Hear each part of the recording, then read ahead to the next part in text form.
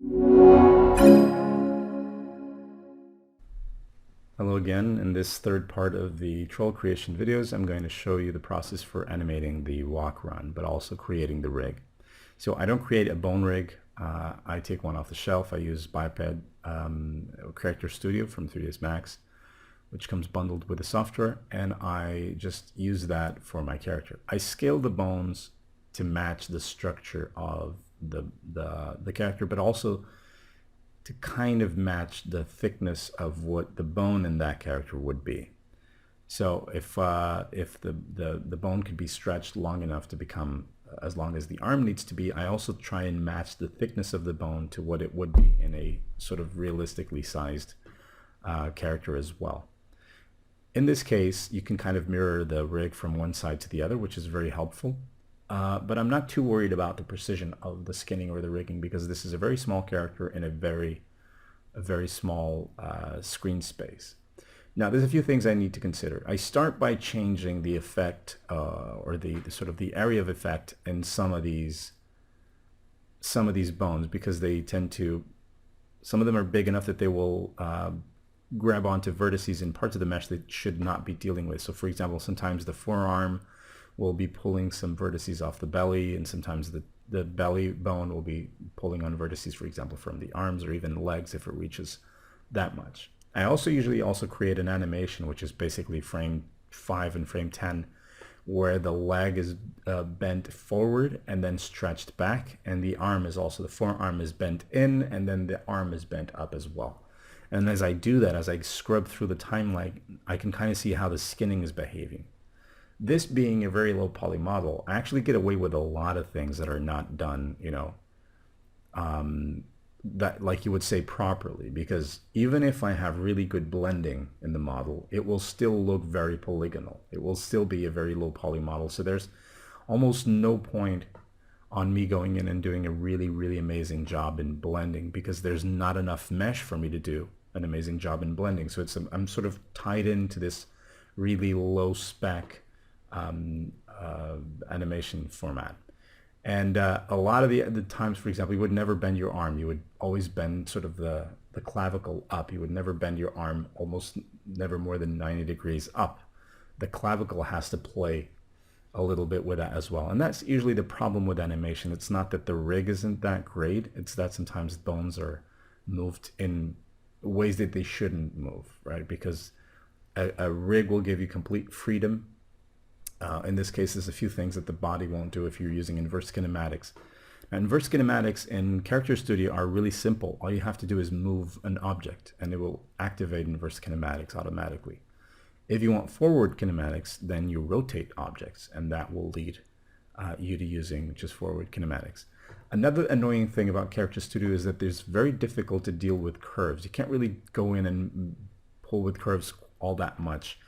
And as far as I know from animators that I know, curves are a really intrinsical part of their animation process, which actually I love using curves, for example, in Unity. They make animating some of the stuff really simple, as opposite to actually going in and keyframing yourself everything in. So playing with curves and playing with the bending of those curves is actually quite good. So for the running animation, I don't want to do like a full-on run, and I don't want to do a walk. I want to do something in between. Like someone is, someone told them to run and they don't really want to. Like, do I have to, go to war? And this is a character that is going to show up in not those many groups, but I want people to be able to recognize them straight away. So I'm looking to accentuate the silhouette of the character as it moves. So if the head is down, if he's looking like this sort of bored character that is sort of slunched over, I kind of want the animation to be the same. I don't want him to be like skipping around all happy and energetic. So what I'm doing here is I'm just leaving the arms down, sort of dragging, but I'm also kind of using the feet specially to kind of suggest that the character is really sort of pushing himself. So in a bit, I'll be moving the rig center, which is the beep 001 object, to sort of make the character swing from left to side. I also don't want the hands to be too close to the body, because that reduces the silhouette of the character. And if I'm playing to the strength that the character has a distinct silhouette, I can't really ruin that as I'm animating, right? Objects look cool when they're stationary. They should remain cool when they're being animated. I honestly believe that they will, or they should look cooler when animated. That's when you really breathe life into your characters.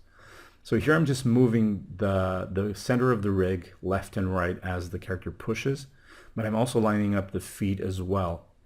And you can kind of lock feet into place with specific keyframe types in Max or in Character Studio. You can say that a certain keyframe is a locked keyframe or a sliding keyframe, and you'll be able to have your character slide on a surface but never lift it, or sort of feel like magnetically grabbed onto that surface, or you can lock them into a specific place.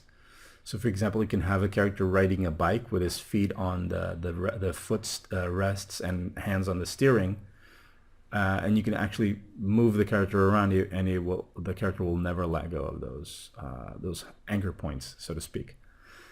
Also in the chat, someone suggested that the belly should move, so I create this single bone and add it to the rigging. Because this is skin rigging, I can use any kind of object that I want. And now I'm just parenting that bone to the spine. Once the spine moves, the vertex also, that bone also moves, and then the bone just has a sort of exaggerated motion and a delay. So when the body moves to the left, that bone will take 1 or 2 frames to move to the left as well, giving the belly that sort of jelly look, which kind of sells the idea that this guy is, probably doing a lot of wine, I'm guessing. A lot of cheese maybe, but more wine. And the motion of the bone is just like a ping pong ball being paddled back and forth between 2 players as it arches up and hits a collision and then it arches back the other way. And I can actually see the trajectory for that motion and play around with it, using actually even the Bezier points of each of the sort of the keyframe points in the trajectory. And I'm trying to space things out evenly, and I'm also keeping in mind that the animation underneath might be a little bit different from what I thought. But basically the belly's going up and down. And again, curves here, because this is a regular bone, I can play around with the curves, which again are really, really useful. And I create this sort of base animation. Now I'm importing some of the props that I had created previously.